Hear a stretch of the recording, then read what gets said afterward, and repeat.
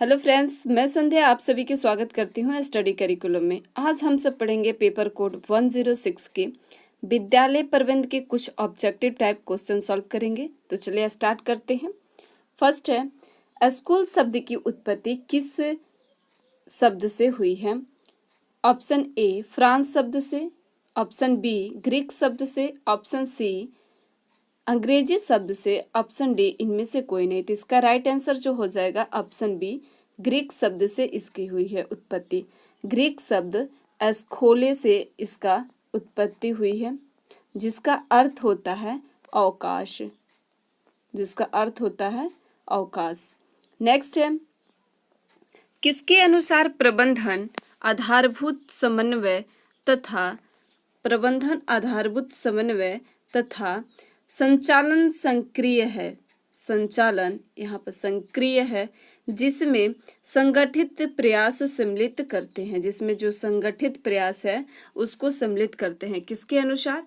Option A जो है George टेरी के अनुसार, ऑप्शन ए जॉर्ज टेरी के अनुसार, ऑप्शन बी मैकफार्लैंड के अनुसार, ऑप्शन सी हेरल्ड कुंज के अनुसार, ऑप्शन डी H.G. वेल्स के अनुसार। तो इसका राइट आंसर जो हो जाएगा मैकफार्लैंड के अनुसार कहा कि प्रबंधन आधारभूत जो है वो समन्वय तथा संचालन सक्रिय है, जिसका संगठन प्रयास सम्मिलित करता है। जॉर्ज टेरी का कथन है कि पूर्व निर्धारित विद्यालय प्रबंधन पर उनका कथन है कि पूर्व निर्धारित उद्देश्यों की प्राप्ति के लिए, पूर्व निर्धारित जॉर्ज टेरी का कथन जो था जो है उद्देश्य के निर्धारित के प्राप्ति करने के लिए मानवीय तथा अन्य साधनों का उपयोग सुनिश्चित किया जाता है, उपयोग जो है उसका सुनिश्चित किया जाता है। नेक्स्ट है, स्टॉक के अनुसार अंतिम उद्देश्य क्या था? स्टॉक के अनुसार अंतिम उद्देश्य क्या था?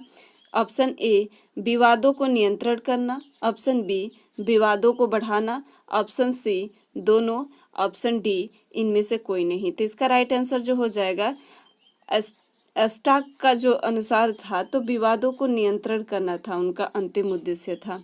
जो भी विवाद होते थे उनका नियंत्रण करना था। नेक्स्ट है, प्रबंधन एक है, कला है, विज्ञान है, दोनों है, इनमें से कोई नहीं। तो इसका राइट आंसर हो जाएगा कला और विज्ञान जो है दोनों है प्रबंधन। नेक्स्ट है, विद्यालय प्रबंधन की विशेषताएं हैं और विद्यालय प्रबंधन की क्या विशेषताएं हैं? ऑप्शन ए उद्देश्य पूरक प्रक्रिया, ऑप्शन बी व्यवहारिक प्रक्रिया, ऑप्शन सी सतत प्रक्रिया, ऑप्शन डी उपयुक्त सभी। तो इसका राइट आंसर जो हो जाएगा उपयुक्त सभी हो जाएगा।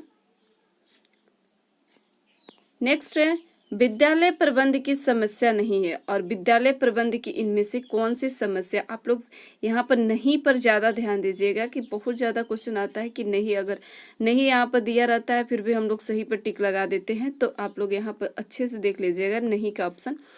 देखते हैं, ऑप्शन ए उचित व्यवस्था का अभाव होना, ऑप्शन बी शिक्षकों के मध्य गुटबाजी का होना, ऑप्शन सी बच्चों को अनुशासन में रखना, ऑप्शन डी तकनीकी में परिवर्तन न होना।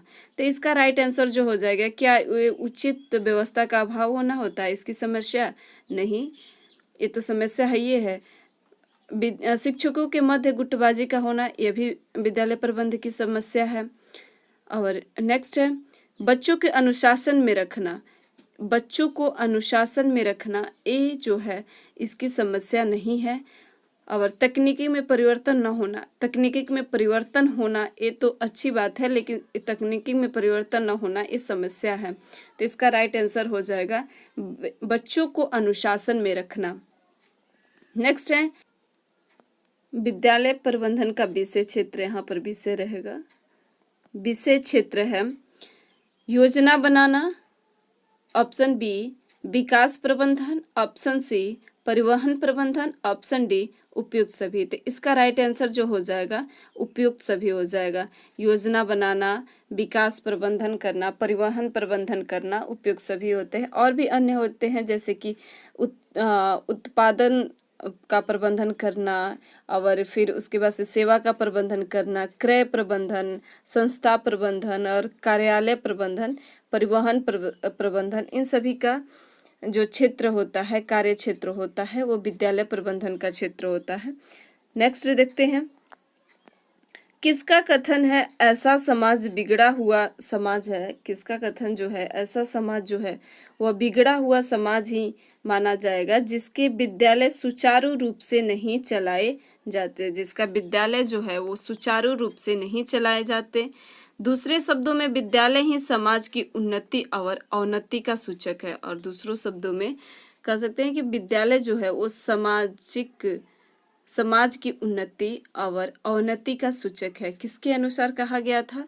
Option A H.G. वेल्स के अनुसार, ऑप्शन बी PC रेन के अनुसार, ऑप्शन सी टेलर के अनुसार, और ऑप्शन डी इनमें से कोई नहीं। तो इसका राइट आंसर जो हो जाएगा, 8 का राइट आंसर जो हो जाएगा ऑप्शन ए H.G. वेल्स के अनुसार। H.G. वेल्स का अनुसार कथन था कि जो विद्यालय है, H.G. अनुसार का जो कथन है, उनका कथन था कि ऐसा समाज जो है वो बिगड़ा हुआ समाज ही माना जाएगा जिसके विद्यालय जो है वो सुचारू रूप से नहीं चलाए जाते।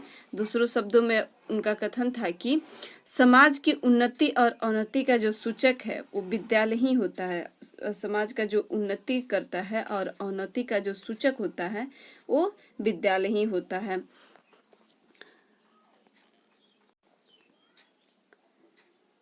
PC रेन का कथन है, यहाँ पर PC रेन दिया हुआ है। तो PC रेन का कथन है कि छात्र जो है, छात्र के लाभ हेतु उनके मन मस्तिष्क का प्रशिक्षण, उनकी सामान्य दृष्टि विस्तृत करना है और उनकी मानसिक स्थिति होती है उनकी उन्नतिशील बनाने में, चरित्र का निर्माण करने में एवं शक्ति देने में, उसे अपने समाज एवं राज्य के प्रति कर्तव्य का अनुभव कराने आदि के लिए ही विद्यालय की आवश्यकता होती है।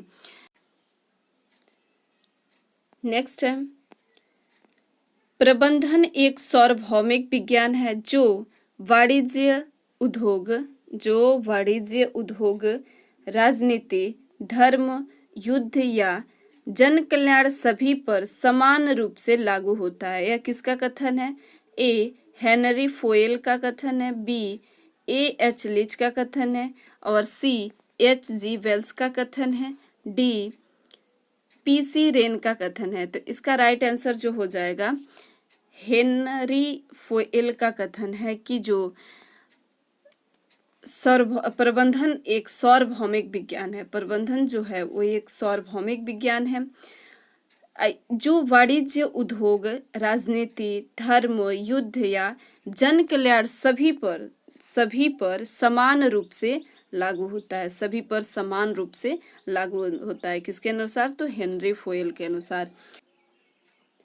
मैं संपूर्ण परिभाषाएं और कथन एक क्लास में लेकर आऊंगी 106 के, तो हमारे साथ बने रहने के लिए चैनल को सब्सक्राइब कर लीजिएगा। बहुत ही जल्द 106 के संपूर्ण परिभाषाएं और जिनकी कथन है वो संपूर्ण लेकर आऊंगी, तो हमारे साथ बने रहिए आप लोग। नेक्स्ट देखते हैं, प्रबंधन का क्षेत्र है, सीमित क्षेत्र है, अनेक क्षेत्र है, इनमें से कोई नहीं। तो इसका राइट आंसर जो हो जाएगा, प्रबंधन का जो क्षेत्र है वो अनेक क्षेत्र है, सीमित इसका क्षेत्र नहीं है, अनेक क्षेत्र है। आपको ये वीडियो कैसी लगी प्लीज़ कमेंट बॉक्स में ज़रूर बताइए और चैनल को सब्सक्राइब कर लीजिएगा। Thank you.